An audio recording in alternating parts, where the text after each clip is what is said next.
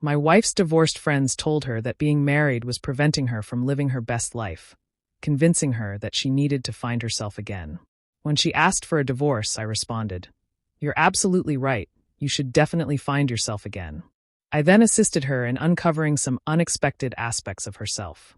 I'm a 35-year-old male, and my wife Lisa is 33. We've been married for 8 years, having met in our mid-20s, and I thought we had a strong marriage. Both of us have stable careers, own a lovely home, and travel often. I genuinely believed we were happy until 6 months ago when Lisa reconnected with her college friends, and everything shifted. The group consisted of Lisa, Monica, Jessica, and Ashley. After graduation, they stayed in touch loosely through social media, but hadn't spent much time together. Monica had moved far away after her second divorce. Jessica had been married and divorced twice, and Ashley had concentrated on her career without marrying. Lisa was the only one in a stable, long-term relationship. 6 months ago, Monica returned to our city after her divorce and reached out to reconnect and build her support network. Lisa was thrilled to rekindle old friendships and began having weekly dinners with them.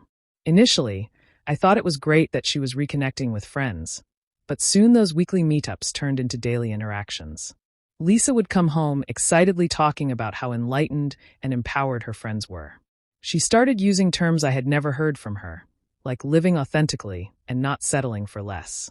She began to question aspects of her life that had never troubled her before. Monica mentioned, "I've become too comfortable in my marriage." After one dinner, Lisa told me that Monica claimed comfort is the enemy of growth, and that married women often lose themselves in relationships. I asked Lisa if she felt she had lost herself in our marriage, and she said she wasn't sure. But Monica's points about how marriage could limit self-discovery were intriguing. I suggested we discuss any concerns, but she said she needed to think about it more. In the following weeks, Lisa's behavior shifted significantly. She started exercising obsessively, revamped her wardrobe, and began expressing a desire to try new experiences. She enrolled in classes, purchased expensive items, and spent money on things she had never shown interest in before. Jessica remarked, "I've been too cautious," and Lisa recounted that she had married young without really exploring who she could become. She felt she had been hiding behind the security of marriage instead of challenging herself. Her friends began to influence her decisions more than I did. When we talked about vacationing in Italy, Lisa suddenly wanted to backpack alone through Asia, claiming solo travel was crucial for personal growth. When I suggested we travel together, she said that would defeat the purpose. Ashley never married because she didn't want to feel tied down. Lisa said she had traveled to 40 countries and built a fantastic career because she prioritized herself over relationships, insisting that I could have done the same if I hadn't married so young. Conversations with her friends grew more intense. Lisa spent hours on video calls discussing her journey of self-discovery, began reading self-help books about breaking free from limiting relationships, and joined online groups focused on conscious uncoupling. 3 months ago, Lisa announced she wanted couples therapy to work through her feelings about marriage and commitment. Our therapist, Dr. Martinez, seemed worried about some of Lisa's comments. She explained that she had been doing deep work with her friends about personal growth, realizing she might have settled for marriage without exploring her individuality. She expressed her love for me, but questioned if she had chosen marriage for the right reasons. Dr. Martinez asked Lisa what aspects of marriage felt limiting. Lisa struggled to provide examples, ultimately saying things like, "I don't know who I would be if I were single, and I've never had the chance to prioritize myself." Monica stated, "Married women lose their sense of adventure," while Jessica added, "Long-term relationships make you complacent." Ashley remarked, "Marriage means sacrificing your dreams for someone else's happiness." Dr. Martinez inquired if Lisa felt she had given up dreams for our marriage. Lisa admitted she wasn't sure what her dreams were because she had focused on we instead of me. She said her friends were helping her rediscover her individual identity. Over several sessions, it became apparent that Lisa's friends were conducting their own form of group therapy without any professional training, analyzing her marriage, diagnosing issues, and prescribing solutions based on their negative experiences. Dr. Martinez suggested Lisa try individual therapy without external influences, but Lisa rejected the idea, claiming her friends understood her better than any therapist because they had known her longer. She insisted that Dr. Martinez did not grasp the unique challenges women face in marriage. 2 months ago, Lisa's behavior became more erratic. She began staying out until 2 a.m., returning home talking about breakthrough conversations regarding how limited her life had become. She questioned every aspect of our relationship. Monica pointed out how I always deferred to Lisa's preferences for restaurants or movies. Lisa labeled that as codependency and said she had lost touch with her own preferences. The friends criticized everything about our marriage, claiming our joint bank accounts indicated I was controlling her financially. They called our date nights dull and suggested she seek more thrilling experiences. They even critiqued our intimacy, telling Lisa that married couples inevitably become sexually stagnant. Jessica said, "Being with the same person for years kills excitement and mystery." Lisa expressed, "I'll never know real passion if I stay in a comfortable marriage." Last month, Lisa dropped a bombshell. She came home looking determined yet nervous and announced she wanted to take a break from our marriage to figure out who she really was as an individual. "I need to rediscover myself outside this relationship," she said.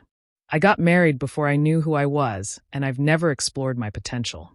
Monica, Jessica, and Ashley helped me realize I've been living a limited version of myself. When I asked what a break meant, she explained she needed space to date herself and discover what she wanted from life. She said she had always been half of a couple and needed to learn to be whole on her own. "You're a great husband," Lisa said.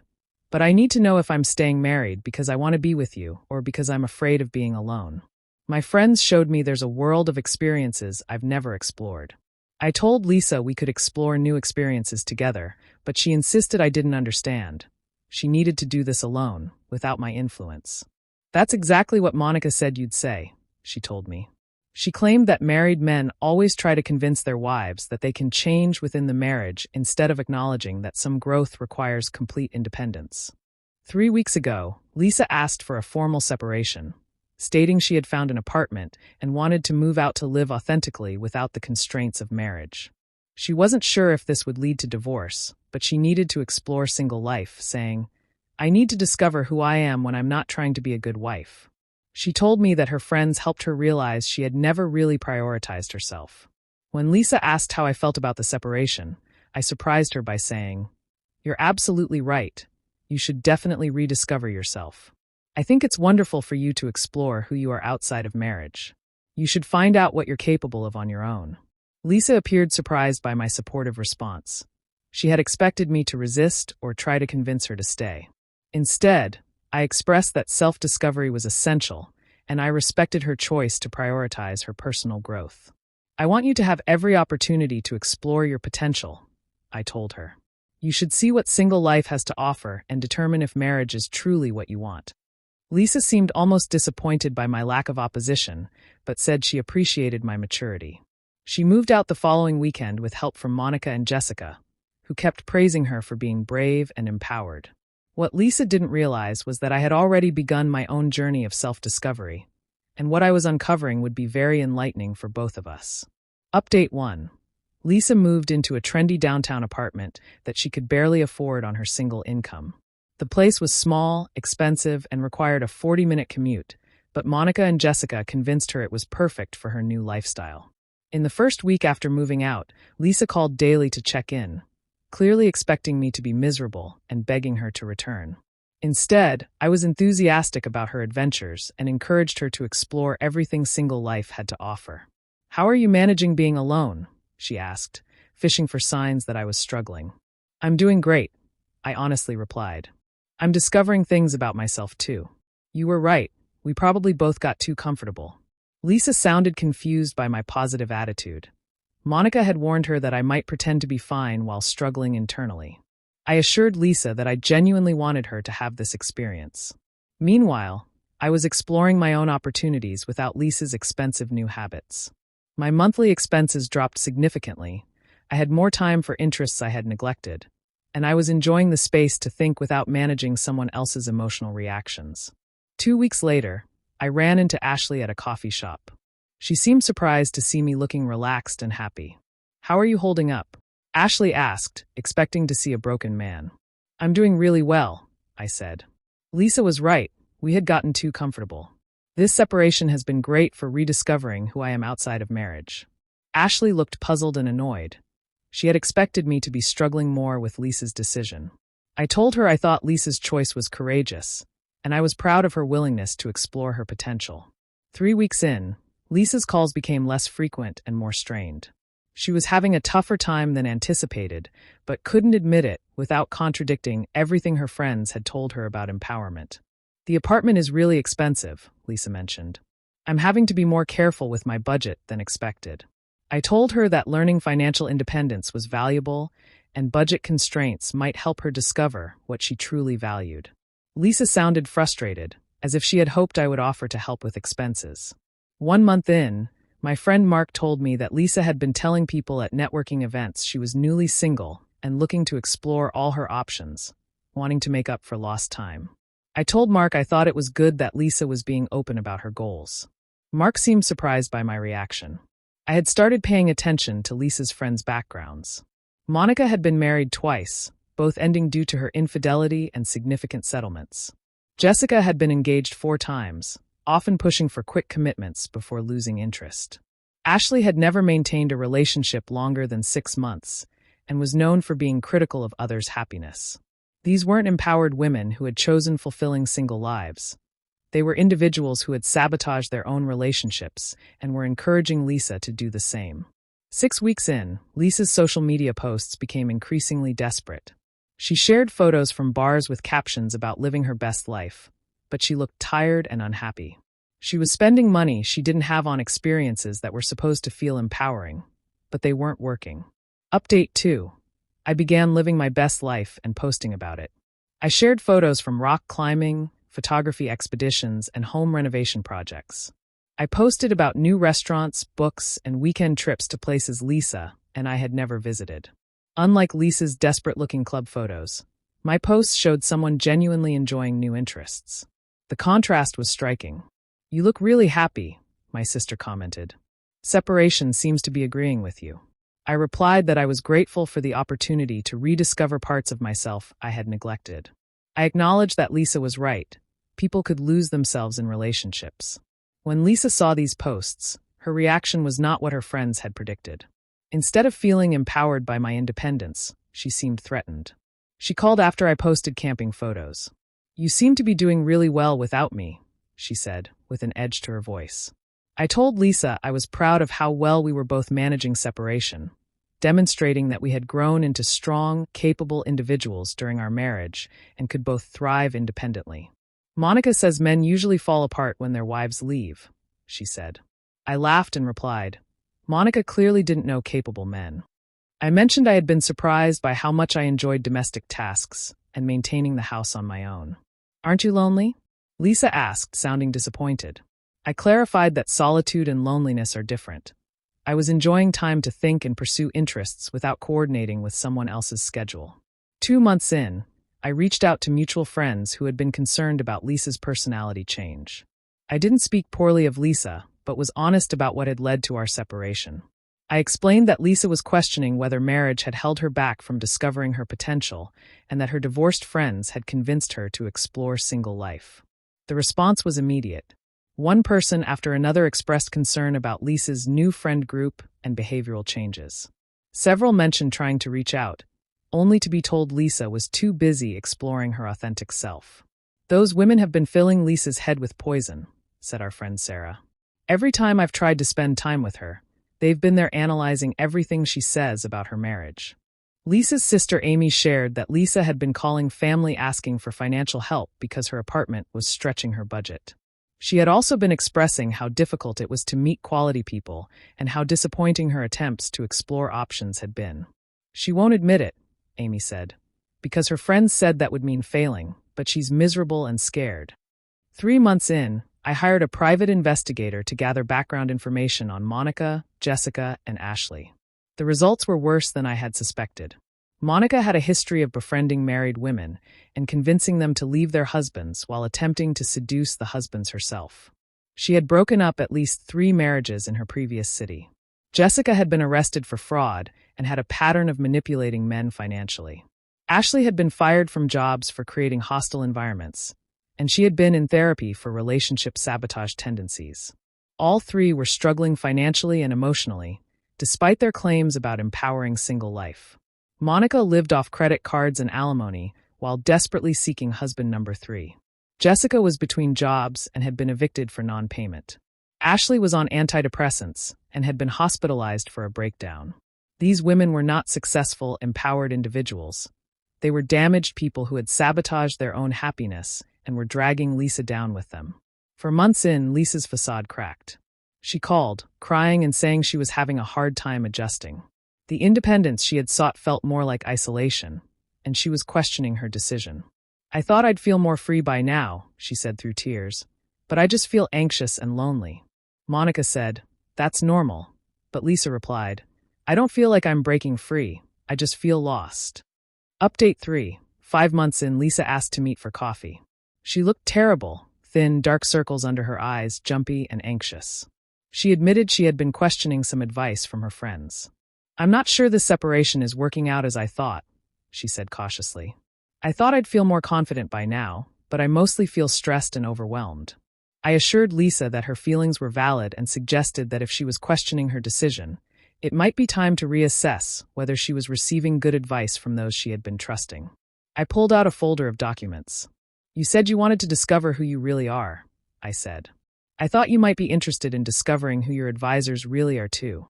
I showed her the background information on Monica, Jessica, and Ashley.